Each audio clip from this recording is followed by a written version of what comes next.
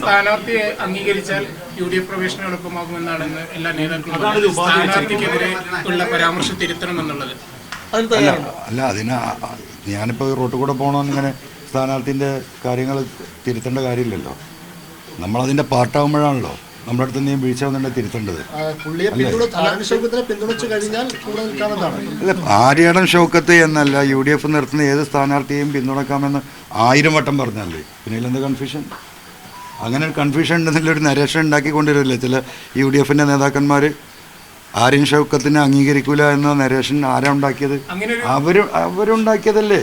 ഞാനെന്താ പറഞ്ഞത്? ഫൈനലി ഏത് ചെകുത്താനായാലും ഞാൻ സമ്മതിക്കുമെന്ന് പറഞ്ഞല്ലേ. അപ്പം അത് നമ്മളെ കക്ഷിയാക്കണ്ടേ?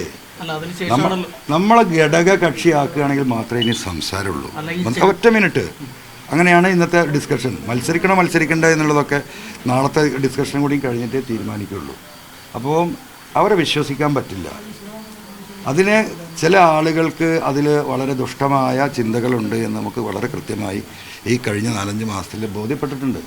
അതുകൊണ്ട് ഇനിയൊരു അബദ്ധത്തിൽ പോയി ചാടരുത്, അപകടത്തിൽ പോയി ചാടരുത് എന്നതാണ് മൊത്തത്തിലുണ്ടായ ഇന്നത്തെ സെക്രട്ടേറിയറ്റിൻ്റെ ഒരു പൊതു ആലോചന.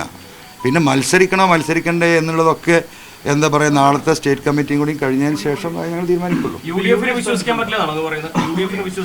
ഞാൻ മലയാളമാണ് പറഞ്ഞത്. ഉത്തരവാദിത്തം ഏറ്റെടുത്ത ചില ആളുകളിൽ അവിശ്വാസ്യത അനുഭവപ്പെട്ടിട്ടുണ്ട്. അപ്പോൾ ഇനിയും അങ്ങനെ ഒരു കൂട്ടായ ഉത്തരവാദിത്തത്തോടു കൂടി കാര്യങ്ങൾ UDF ലീഡർഷിപ്പ് ഏൽക്കുകയാണെങ്കിൽ മാത്രം, അതും പബ്ലിക്കായി പറഞ്ഞുകൊണ്ട്, മനസ്സിലായോ? നമ്മളൊരു കാര്യം തീരുമാനിച്ചു കഴിഞ്ഞാൽ ഇത് രാഷ്ട്രീയം എന്ന് പറഞ്ഞാൽ പൊതുവാണല്ലോ, ജനങ്ങളോട് പറയണമല്ലോ. ഒളിച്ചിരുന്നിട്ടുള്ള ഒരു ഡിസ്കഷനും ഞങ്ങൾ തയ്യാറല്ല. ഞങ്ങൾ ഇതുവരെയുള്ള ഞങ്ങളുടെ എന്താ പറയുക കാര്യങ്ങൾ കണക്കിലാക്കി എവിടെയാണെങ്കിലും എല്ലാം സ്വകാര്യമായിട്ടാണ് ചർച്ച ചെയ്തത്. ആ സ്വകാര്യമായി ചർച്ച ചെയ്തൊക്കെ ഒരു വിശ്വാസ്യതയുടെ അടിസ്ഥാനത്തിൽ. ആ വിശ്വാസ്യത ഇപ്പോൾ ഞങ്ങൾക്ക് നഷ്ടപ്പെട്ടു ചർച്ച ചെയ്ത വ്യക്തിയുമായി, ഉത്തരവാദിത്തപ്പെട്ട വ്യക്തിയുമായി. അതുകൊണ്ട് ഇനി ഞങ്ങൾ എന്ത് ഡിസ്കസ് ചെയ്യണമെങ്കിലും അത് പൊതുവായിട്ട് പൊതുസമൂഹം കൂടി അറിഞ്ഞിട്ടുള്ള ഡിസ്കഷന് ഞങ്ങളുള്ളൂ. അല്ല, അത് ഞങ്ങൾ ചർച്ച ചെയ്യുമ്പോഴല്ലേ, ഞങ്ങളോട് ചർച്ച ചെയ്യുമ്പോഴല്ലേ.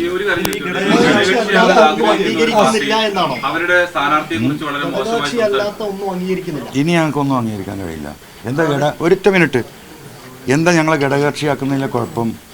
ഞാൻ പറഞ്ഞല്ലോ, ഒരു പ്രവാസി അസോസിയേഷൻ, ഒരു കമ്പ്യൂട്ടറും 2 ആളുമുള്ളൊരു പാർട്ടി ഇതിൽ ഘടകകക്ഷിയാണ്. മറ്റുള്ള ഘടകകക്ഷികളെ കുറിച്ച് ഞാൻ പറയുന്നത് ശരിയല്ല. കേരളത്തിലെ പൊതുസമൂഹത്തിന് പോലും അറിയില്ല അങ്ങനെ ഒരു സംഘടനയെക്കുറിച്ച്. പത്രക്കാരായ നിങ്ങൾക്കറിയാമെന്ന് എനിക്കറിയില്ല.